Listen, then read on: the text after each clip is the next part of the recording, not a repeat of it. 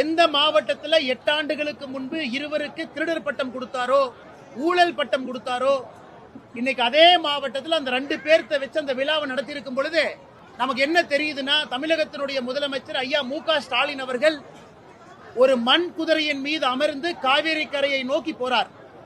2026 தேர்தலுக்கு மண் குதிரையில காவேரி கரைக்கு போறாரு.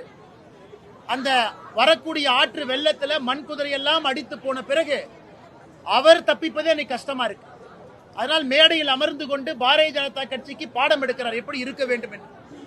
பாரதிய ஜனதா கட்சி ஒரு நாளும் கூட தமிழக மக்களுடைய இதயத்தில் இடம்பெற்றுக் கொண்டிருக்கின்றோம். இந்த நிகழ்வும் ஒரு சாட்சி தான்.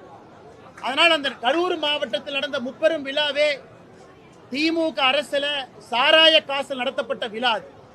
சாராய மந்திரியாக 3 ஆண்டுகள் பணி செய்து அவர் சம்பாதித்த பணத்துல தான் இன்னைக்கு கரூர்ல இத்தனை ஆண்டு காலமாக இருக்கக்கூடிய திராவிட முன்னேற்ற கழகத்தினுடைய விழாவே நடக்குதுன்னா, இதைவிட ஐயோ பாவம் என்று சொல்வதற்கு வேற என்ன சான்று வேண்டும்?